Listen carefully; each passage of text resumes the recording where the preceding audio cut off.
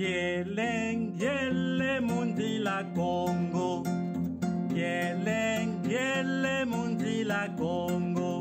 Mundi la Congo, mbakije luvungu lwame.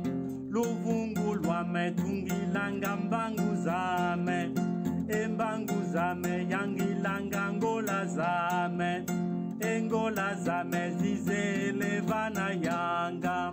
Evana yanga moneke nenyoka moyo. Enyoka moyo itele mwana ndumba.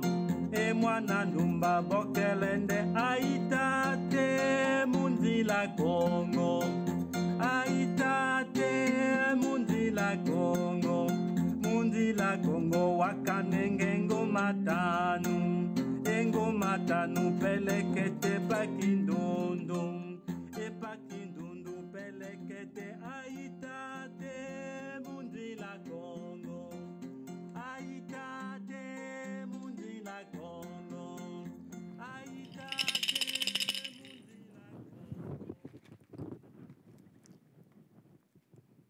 À l'aube de l'esclavage au Congo.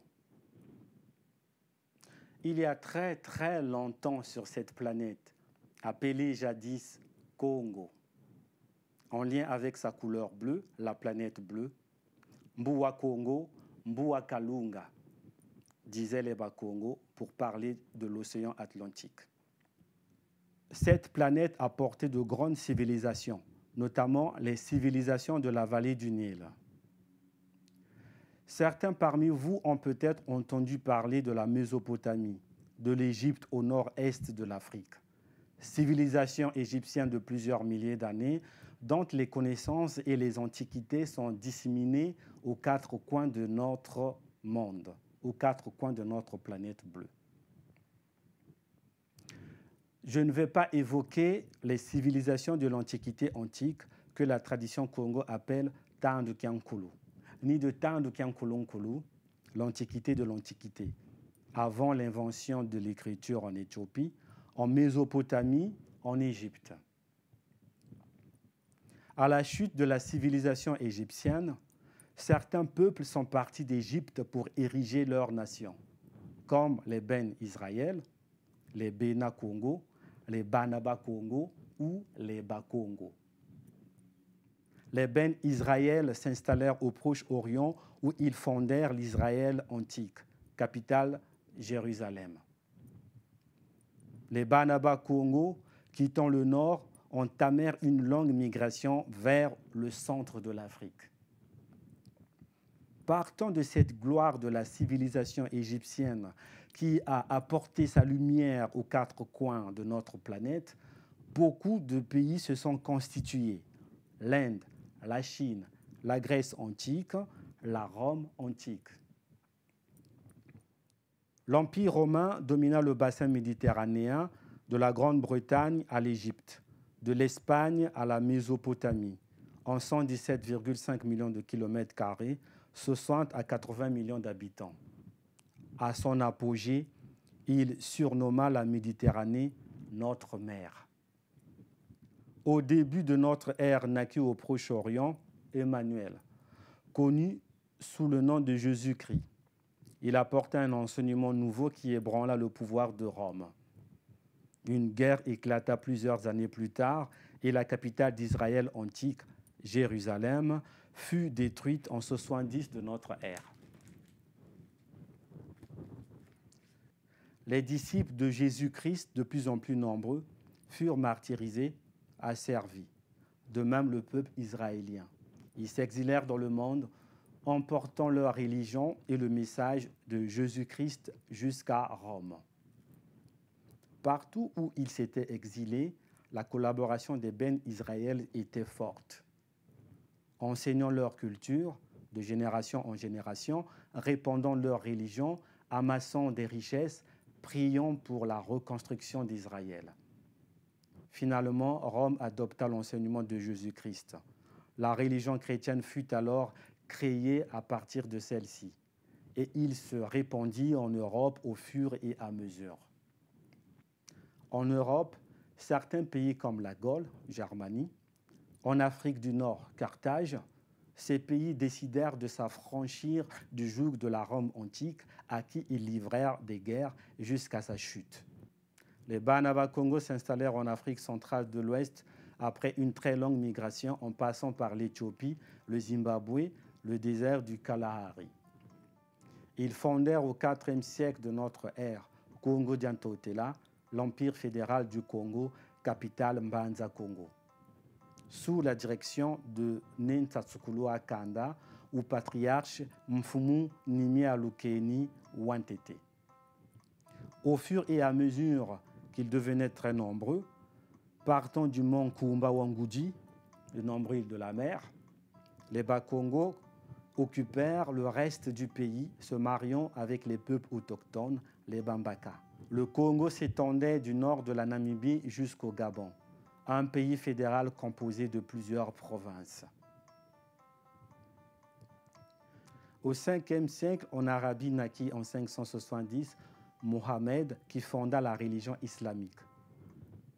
Après sa mort en 632, la religion islamique se répandit, faisant de plus en plus des fidèles qui, dans leurs sermons, acceptaient de livrer la guerre sainte. Les Arabes allèrent à la conquête du monde au Proche-Orient, en Afrique du Nord, en Espagne, etc. L'Europe christianisée, franc, burgonde, vascon, s'opposa à l'expansion arabo-musulmane par une guerre dont elle obtint la victoire en 732. Bataille de Poitiers, bataille de Tours, bataille du pavé des martyrs. Suite à l'occupation arabo-musulmane en Afrique du Nord, des populations autochtones migrèrent vers le sud de l'Afrique, vers l'Afrique centrale. En Afrique, l'Éthiopie, le Mali, le Ghana, Congo Diantotela, l'Empire fédéral du Congo, le Zimbabwe étaient des grands pays. En Europe, des pays se constituèrent avec le temps. Le Portugal, l'Angleterre, la France, l'Espagne, etc. Il y eut des grandes explorations en partant d'Europe, allant à la découverte du monde.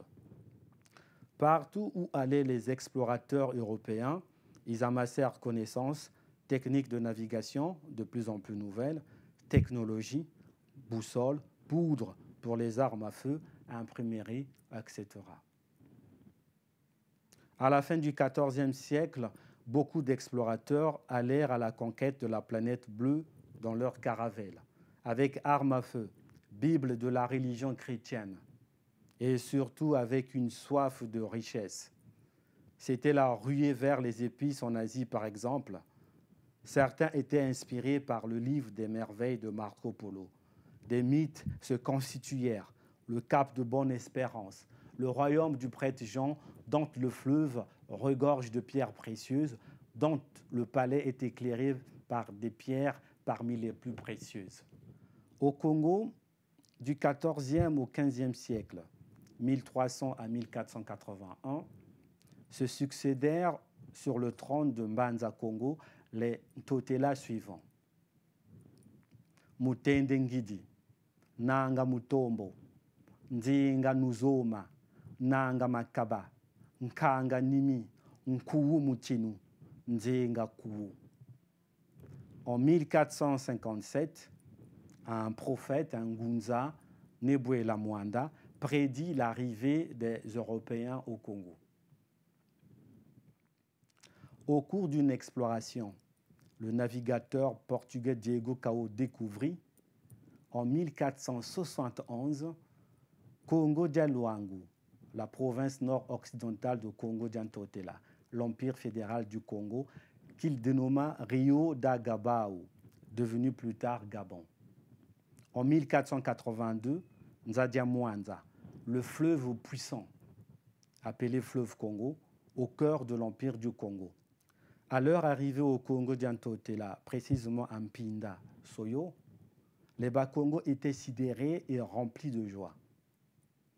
Sidérés de voir ces Européens qui étaient si différents d'eux. La couleur de leur peau, leur nez, leurs yeux, leurs vêtements, mais aussi leurs bateaux, leurs armes et tout ce qu'ils emmenaient comme marchandises. Remplis de joie, car on dit au Congo, Vatadia lembwa toma tambola ndenza kadiena diamboteko. Ainsi, ils furent reçus dans la joie. on battait le tam-tam, le nkoko, on leur donnait à manger, on leur donnait des pierres précieuses, des œuvres artistiques et artisanales, etc. Certains pensaient que c'étaient leurs ancêtres qui revenaient du pays des morts pour les aider et les soutenir dans le développement de leur pays et que la couleur de leur peau changera au fur et à mesure sous l'effet des rayons du soleil. Un Ngunza, un initié, Nkuluma Samuna disait Kabena mpangize to bamana fuako. Bau ibantu kaka bavangulwa kwa tata nzambia mpungu bonso bobo. Kadi bantu babo bakavanga tata nzambia mpungu kabavanga ye lunitu lumosiko. Ikanda ja bantu bampila yayi ja teka kweza kungipiti ye natamvwalangani ya buisa ngipiti mu masumu. Mais personne ne crut à ces dires. Les Européens qui étaient constitués de soldats armés, des prêtres et des commerçants furent surpris de voir un peuple si accueillant, ce qui était contraire aux mœurs occidentales où régnait l'individualisme. Les albinos du Congo et les Européens étaient aussi surpris de se voir à chaque rencontre. Diego Cao fit connaissance avec le Mani Soyo et ses notables qui l'accueillit très bien. Il envoya quelques prêtres en Banza Congo pour connaître les mœurs des Bakongo. Père Antonio da Porto, Père Jean d'Acosta et Père Sepulvera. D'autres avaient la mission à Soyo et à Mpinda de bien étudier les Bakongo, leur apprendre le portugais et la religion catholique. En Banza Congo, les Portugais furent très bien reçus partout. Les Bakongo organisaient des grandes réceptions partout. Et partout où ils passaient, on entendait la voix de l'oiseau Ntoyo. Ce qui inquiéta le Ngudianganga Congo, le grand prêtre du Congo, et Nempanzo Nzinga, l'un des fils d'Untotela Nzinga Kou, l'empereur du Congo. Nempanzo Nzinga fit savoir à son père ce qu'il pensait. Que les Portugais n'étaient pas les ancêtres des Bénin Congo, mais plutôt des gens semblables à eux.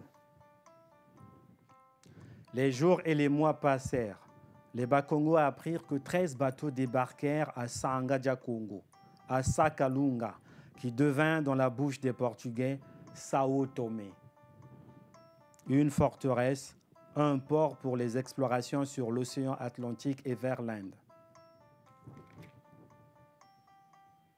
Au Congo, on parlait désormais des choses made in Congo et des choses made in Portugal. Les vêtements Congo, les vêtements portugais, les animaux Congo, les animaux portugais, la langue Congo, la langue portugaise, les habitudes Congo, les habitudes portugaises, la façon de marcher Congo, la façon de marcher portugaise, la façon de rire, de manger Congo, la façon de rire, de manger portugaise. Ambanza Congo, Nemvemba Nzinga, deuxième fils d'Untotela Nzinga Kou et frère aîné de Nempanzo Nzinga, était devenu un fidèle croyant du catholicisme. Il croyait à tout, les yeux fermés. Il renia l'écriture Congo, la médecine Congo, les fétiches Congo, en échange de l'écriture portugaise, des médicaments emmenés par les Portugais, le crucifix que le père Antonio Sepulvera lui avait donné pour sa protection. Il informait régulièrement les pères de l'Église catholique de tout ce qu'il entendait dans la cour de son père sur la vie sociale, politique du pays. Il demandait la bénédiction des prêtres pour tout ce qu'il entretenait et notamment quand il allait en voyage à Mindouli, à Mfoua, actuelle Brazzaville. Le Congo se divisa en deux camps, celui de Nempanzo Nzinga et celui de Nemvemba Nzinga. Diego Cao revint au Congo en 1485 avec ses hommes de main. Ils étaient bien reçus de nouveau sur les ordres de Mani Soyo. Les Bakongo se mobilisèrent dans la joie de Mpinda à Soyo. On entendait le battement des tam-tams. Diego Cao s'entretint longuement avec le père Batista, un des prêtres qu'il avait laissé à Soyo lors de son précédent voyage, pour étudier les forces et faiblesses des Bakongo, leur apprendre le portugais et le catholicisme. Mani Soyo et les notables qui avaient appris à parler portugais reçut Diego Cao à l'occasion d'une grande fête qu'ils organisèrent. Ils lui offrirent des pierres précieuses, des sacs d'or, du cuivre, des défenses d'éléphants, des œufs et toutes sortes de choses à manger. En retour, les Portugais offrirent à leurs hôtes les cadeaux qu'ils avaient emmenés du Portugal, des pagnes, des couteaux, des miroirs, des crucifixes et bien d'autres bibelots. Après cette réception, Diego Cao demanda à Mani Soyo d'être accompagné par Mfumu Nsaku, le prêtre de Soyo, et des jeunes Bakongo jusqu'à Mpinda. Mani Soyo accepta et demanda à Mfumu Nsaku de le faire, car selon la tradition Congo, Vata Dalembwa Toma Tambola Nzenza Kadiena Djamboteko. Ce dernier accepta avec beaucoup d'hésitation. Arrivé à Mpinda, Diego Cao demanda à Mfumu Nsaku, à 3 autres anciens et aux jeunes Bakongo d'entrer dans le bateau pour le visiter. Des centaines de jeunes Bakongo se précipitèrent dans le bateau. Il demanda de lever l'ancre et le bateau s'éloigna sur l'océan vers Sangadja Kalunga, Sao Tomé, puis vers le Portugal. Dans le bateau, les jeunes Bakongo poussèrent des cris de détresse. « Batouné, Tikuntia, ou Yabafwa, Mame, Touvididi » Et sur la berge, ceux qui étaient restés criaient « Matebo bele yebantu beto » À Mbanza Congo, un émissaire de Mani Soyo vint informer le Ntotela Nzinga Kou, l'empereur du Congo, de la capture des Bakongo par Diego Cao. Les tam-tams s'entendaient de partout pour informer tout le monde, afin que l'information soit diffusée lors des marchés puis vers les contrées lointaines. Les partisans de Nimpandwa Nzinga disaient à tout le monde qu'ils avaient raison. Les pères catholiques furent arrêtés et emmenés au tribunal pour un premier jugement devant les Mfumuza Luyalu, les hommes politiques de l'Empire, et les Nzondi, les juges, les avocats, sous la direction de Ntotela Nzinga Kou, l'empereur lui-même. Après ce jugement, ils furent emprisonnés en attendant un prochain jugement qui devrait prononcer leur peine de mort, c'est-à-dire enterrés vivants sur la place du marché, comme c'était la coutume à l'époque.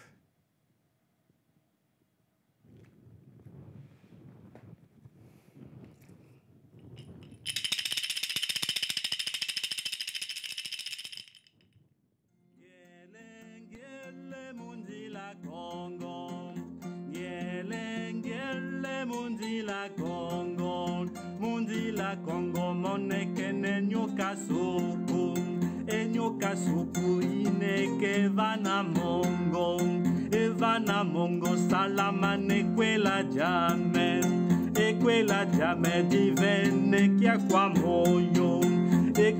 moyo kenzo langanza ya vimba enza ya vimba bokelende talankembo mundila Congo talankembo mundila Congo monekene elunga tanu mivene kia kwa moyo bokelende talankembo mundila Congo talankembo mundila Congo